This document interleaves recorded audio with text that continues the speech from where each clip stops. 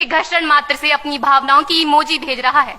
4 बोतल वोट का काम मेरा रोज का ने भारत का भविष्य तबाह कर रखा है।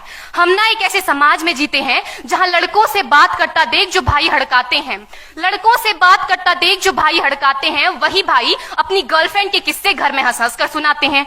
और मैं बता दूं, महिला सुरक्षा के मामले में हम आज भी चौथे नंबर पर आते हैं।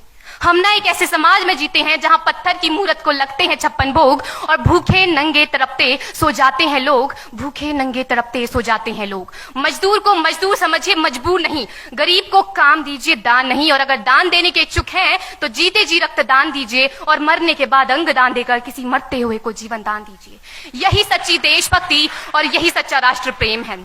ना सरकार मेरी है ना रब मेरा है, ना सरकार मेरी है ना रब मेरा है और ना ही ये बड़ा सा नाम मेरा है। बस इतनी सी बात का गुरूर है मुझे कि मैं भारत की हूं और ये भारत मेरा है और ये भारत मेरा है।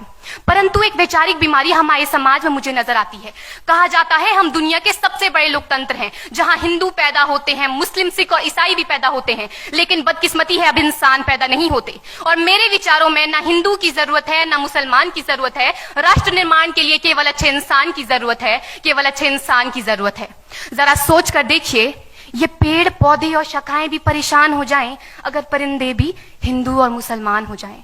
एक शैक्षणिक बीमारी भी हमारे समाज में मुझे नजर आती है और बड़े ही आश्चर्य की बात है, जिस देश ने पूरी दुनिया को तक्षशिला और नालंदा देकर के विश्वविद्यालय शिक्षा की बुनियाद रखी, आज विश्व के 100 सर्वश्रेष्ठ विश्वविद्यालयों में हमारा एक भी विश्वविद्यालय खड़ा नहीं हो पाता। जहां एक और हमारे पास IIT, IIM और NIT जैसे शिक्षण संस्थान हैं, तो वहीं दूसरी ओर इस देश के गरीबों को बेरोजगारी की जमात में खड़ा करने के लिए उनके हाथ में सर्व शिक्षा अभियान का झुंझुना पकड़ा दिया जाता है। और मैं बता दूं, इस शैक्षणिक बीमारी का केवल एक कारण वो ये कि हमारे देश की शिक्षा नीति केवल 2 तरह के लोगों के लिए बनती है। पहले वो जो विद्वान हैं और दूसरे वो जो धनवान हैं।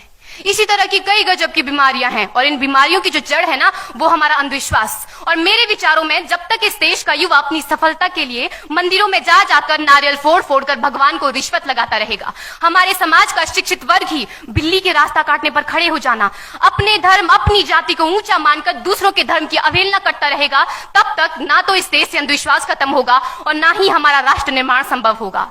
हमारी संस्कृति, हमारी सभ्यता को दुनिया ने शीश नवाया है, तो क्यों आस्था के नाम पर हमने अंधविश्वास फैलाया है। मेरे विचारों में हमारा राष्ट्र निर्माण तब संभव होगा जब इस देश में महिलाओं की पूजा नहीं, उनकी इज्जत की जाएगी। राष्ट्र निर्माण तब संभव होगा जब हम जातिगत आरक्षण नहीं बल्कि सामाजिक सशक्तिकरण पर बात करेंगे। राष्ट्र निर्माण तब संभव होगा जब स्वच्छता अभियान में केवल सरकार नहीं बल्कि सड़क पर चलने वाला हर एक नागरिक हाथ बंटाएगा, स्वच्छ भारत स्वस्थ भारत को दिल से अपनाएगा।